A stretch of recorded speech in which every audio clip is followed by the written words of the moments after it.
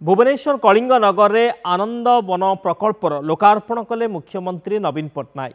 ओडिशावासी उद्देश्य रे एही आनंद वन को समर्पित करिसंती मुख्यमंत्री।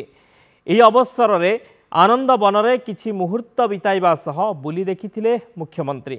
आनंद वनर सौंदर्यर प्रशंसा करिसंती मुख्यमंत्री। सबुज बनानी को संरक्षित करने सह एक सुस्थ सहरी वातावरण में प्राकृतिक परिवेश हेउछि आनंद वन। ए अवसर में 5T अध्यक्ष कार्तिक पांड्यान मध्य उपस्थित थिले। 5T उपक्रम रे एही आनंद वनर विकसित करा जाइछि। शंकरपुर मौजारे प्राय 90 एकर अंचल में विकसित होइछि एही आनंद वन। भुवनेश्वर रे सहर भितरे जंगल मजा हेउछि आनंद वन।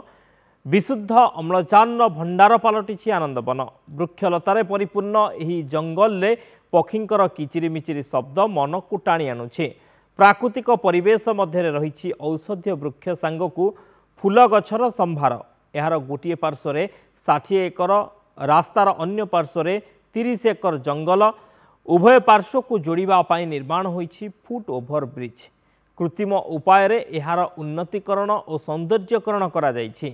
यारी भितरे साइकेल पथ, रंगभूमि, जलाशय,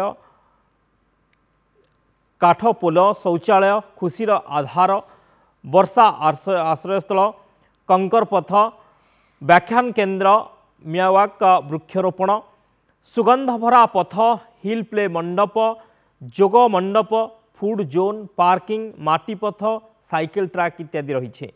जलाशय और पुष्करिणी हंस खेलुथिबा दृश्य मध्य सभी मन मोहुछि। यह सह जंगल भितर मयूर, ठेकुआ, साप आदि जीवजंतु भी देखा मिलिबो।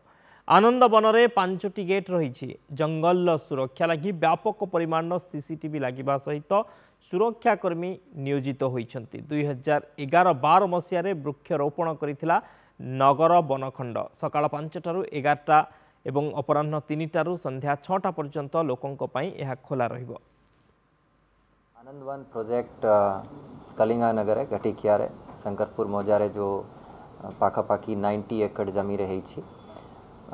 एक लगभग 1.5 ईयर एफर्ट पूरा मु कही भी होल ऑफ गवर्नमेंट अप्रोच पाखापाखी 10 रु बेसी गवर्नमेंट रो वेरियस एजेंसीज काम करुतला ई प्रोजेक्ट पाई। जे पक्षी जे देखिबे तांकर साइनेज भी रहिबे। जे अगर पक्षी को पुनी क्यूआर कोड माध्यम रे से गोटे मोबाइल रे अपलोड करके देखि पारिबे जे कि ये गछरे को प्रकार अछि, गछरे केमती व्यवहार कोन के करि पारिबे, ताकर जे औषधीय गुण के कोन अछि, प्लस पक्षी विषय रे जानि पारिबे। माननीय मुख्यमंत्री द्वारा आज आनंद वन रो उद्घाटन हैला। एथिरे सीटीडीएफओ हिसाब रे आमर दायित्व रही ताकू परिचालना करबा और ताकू सुरखुर रे आगे नबा। एथिरे मो आमर जो राजधानी वासी अच्छी हमें जैसे ये नाम है आनंद वन, एक्चुअली में इसका मतलब है जहाँ पर आपको खुशी मिले। वैसा घर जहाँ आपको खुशी मिले, शांति मिले और यहाँ नेचर का आप नेचर को देख सकते हैं, बर्ड्स को देख सकते हैं। एठी जो परिवेश है बढ़िया सुंदर परिवेश अच्छी।